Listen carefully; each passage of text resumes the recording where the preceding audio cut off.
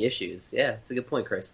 It's Yeah. it's a good group of people, and to side note that, gamers, we're viewed as like such haters online. We like burn people, but when we actually get together in a social environment, we're like everyone's best friends. It's Yeah. nice. So yeah, I think events in person, PAX, very friendly atmosphere. Absolutely. Yeah, it's a very like open community, and I see a lot of gamers. You hear about a lot of gamers who are, have social anxiety and keep to themselves, don't want to go out. But at PAX, I think it's kind of safe. It's a safe environment for everyone to say, I really don't want to go out, but let me try. And then you get there and you're like, okay, I feel accepted. I feel like this is cool, and you'll just be in line. And if I'm at line at ShopRite, I'm not talking to the lady behind me. No. But but when I'm waiting for a demo, I'm gonna, I'm like, hey man, how's it going? And you just kind of start talking about whatever, and it's fun. It's okay. It's not like, oh, I'm here just waiting to get home. But it's like, I'm here to experience it. I want to talk to everybody, and everyone's cool with it. It is to note that I actually know somebody who did go to PAX and had no idea what they were in for. And especially on Saturday, being the big day. Oh my gosh. If you have social anxiety, you may have trouble if you're not with someone. You know what I mean? Like if you're walking the floor by yourself, it is shoulder to shoulder for a decent amount of the floor. For a decent amount. There's like openings and stuff to, certain places. But if there's somebody's crowding around the latest indie game on a corner and they're doing a giveaway, it's over. Like you might as well just go around pretty much because there's no reason to even go down that lane. So it is really packed. It's like Comic-Con style packed. Just I don't want to say a completely different group of people, but this is just like a different what is it? Right. Niche, yeah, people. Yeah, of people. Nice. Now talking about the groups like that, I saw you brought your baby around. Yes. How did that go? Everyone loved her because we had her dressed up as Togepi. So we had a little Togepi outfit. Mind you, she's 5 months. I'll add like a picture over here. And I'm walking around with her, and it's funny because our baby, she really loves to look around and like be a part of things. She's never like afraid. So she's looking around like, man, this is awesome, this is great. And somebody comes up to her and I was like, oh my god, she's so cute. And she just starts smiling at him like, yeah, I know exactly who I am. It was a good experience with her. We got a couple pictures, and I can't wait to take her when she's like a little bit older. Hopefully she's into that stuff. She may or may not be, but yeah, it was great. Do you think it's something like, as an expecting parent, do you think it's worth bringing your baby or a younger child to that? Like, is it too much for you? Were you able to experience PAX because of Yes, because we had a cheat code. We had Fran's mom watching her at the hotel for most of the day. So we had my wife's mom watching the baby for most of the day, and we actually brought the baby on Sunday, just on Sunday, to kind of walk around and bring her in and take pictures and stuff. And she was really good. Thing with PAX is you can't bring strollers, right?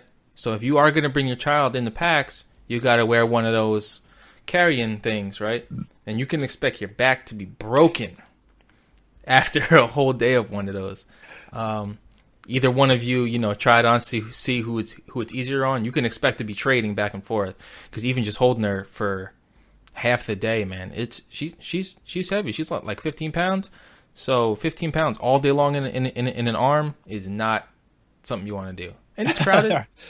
I wouldn't bring her there on like Saturday because it's really crowded. So you'd be trying to like shimmy her through people, and that's just, I don't know. I'm weird with germs and stuff like that. So, but on like a Friday, on a Sunday, it shouldn't be a problem. Just I would try to have somebody to watch her like part of the time outside of the hotel. Yeah. So what would you say you want to talk about, Corey? You have a couple things that stood out to you? Yeah, and actually one I just remembered right now. It was called, I think it was Lightspeed. It was this promotional booth for Samsung. Doug, I don't know if you saw it. Okay, did you participate in this? I didn't, because I've actually seen that at like a Dave & Buster's, so I've played it before. Okay, let's just say I was standing around that booth for maybe about an hour and 15 minutes the entire trip, like throughout the weekend. and I got the top score out of everybody. Damn. It was sweet. Now, yeah, they said someone got like 600 score. This is where there's about maybe like 25 little globes in front of you, and you're going to head with another person. And I went with one of our other buddies, Chris, right before we stood in line and did this. You know, we got like super. We drank like an energy drink beforehand. We were planning out what to do. Hey, whatever. And, you got to hit these lights in a certain order, and obviously the fastest gets the most points. And, I got one of the top scores, and I got some sort of gift. I don't know, maybe a memory stick or something like that. But that was cool. That was a pretty fun experience. Just to wait in line and do something physical like that and compare yourself with other people around. So that was the one thing I really enjoyed. Another one, I really like the Blizzard booth there. Now, I unfortunately don't play any more Blizzard games. We were huge World of Warcraft players from the very beginning when it was good. And, I actually just set up my office yesterday and I have all my World of Warcraft figurines / dolls, like my wife says, out and about. But going to the Blizzard booth at PAX, they had some really great statues. They had an awesome Illidan one that if I was young and had no cares in life, I would have purchased for $450. But fortunately now I can't. But they did have some really cool Overwatch ones, right, Kirst? I think you picked those up.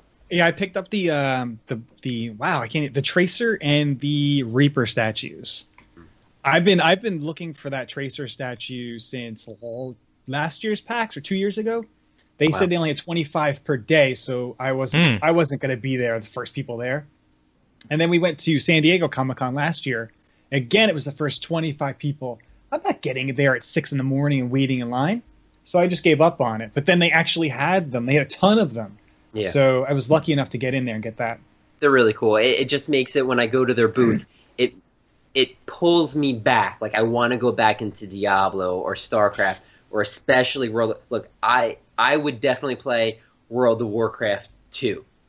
Make that, I'm back in. But I'm not going to jump into an expansion right now. I'm holding strong and playing other things. So those are two of my good things at PAX. And I know we're going to wait. We're going to hold off for our number one thing at PAX. So I got something else to share in a bit. Okay. As far as me, one of the games I saw there that I thought was really cool it's called Pato Box, and it looks like a hand-drawn Mike Tyson's Punch-Out. It's all black and white.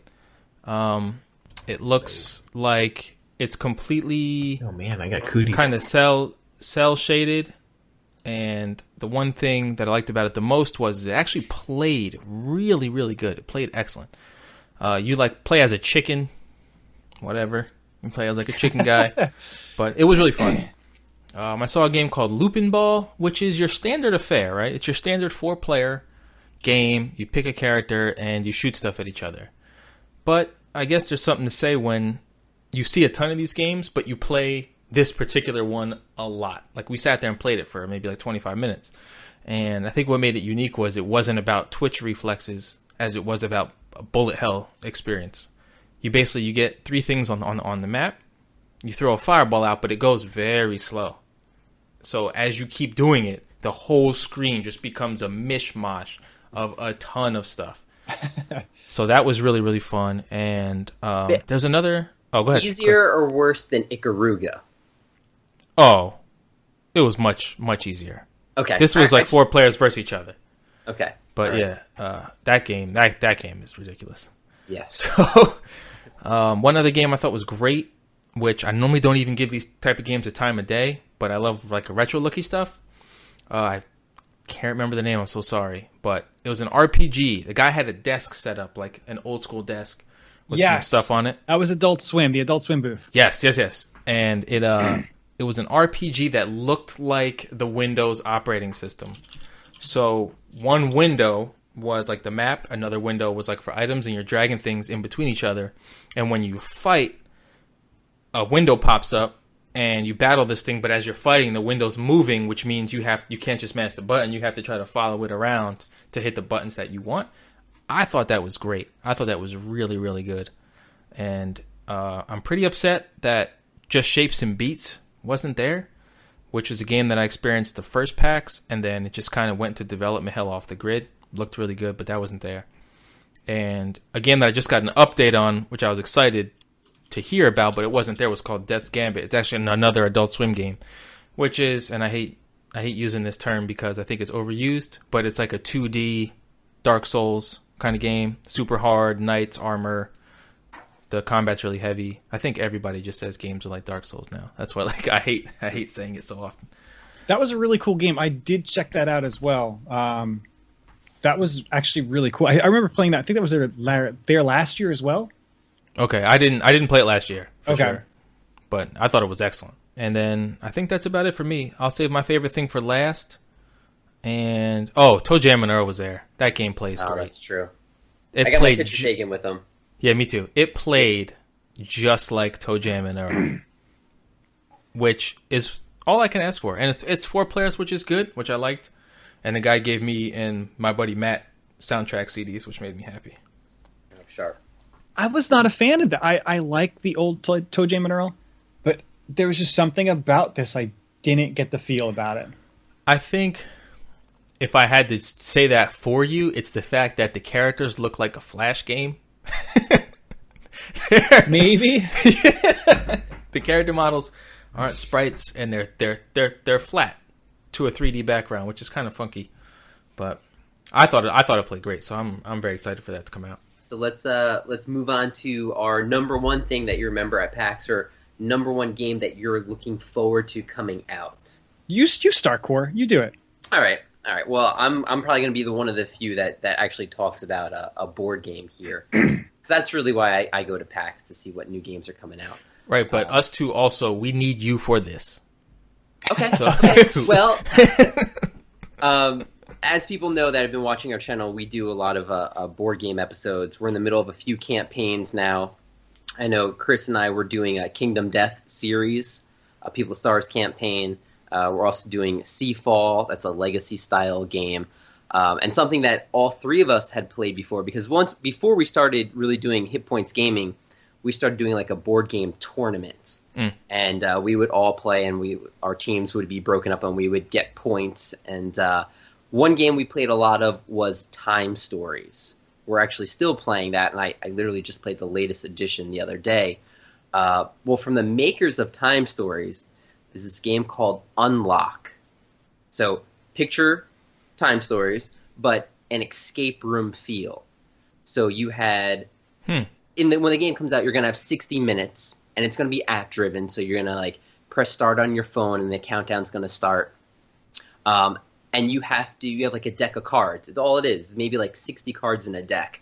And we played a demo of it, and the demo, I think, Snots, correct me, was it 30 minutes?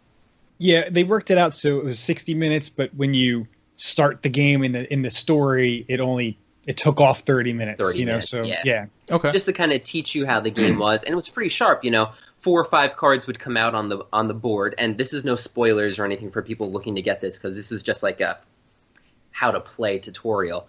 And for instance, there would be a picture of like a laptop, a wallet, and like a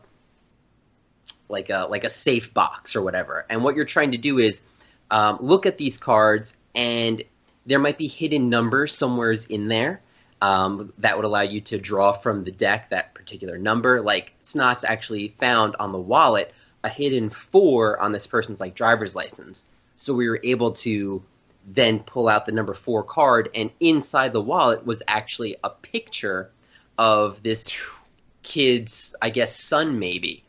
And he was like, blowing out candles, and it was dated like 2009.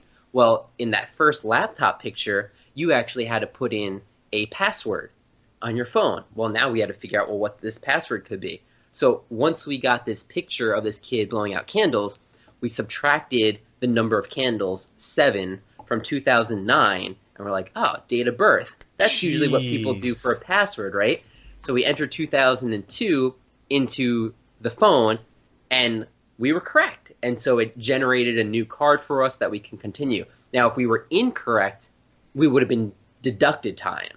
So It was, it's kind of like that escape room feel. You have that counter going down, but it's puzzly. you know, you can combine two cards together, you add their total value, which would then generate number 50 in the deck or whatever. I just thought it was pretty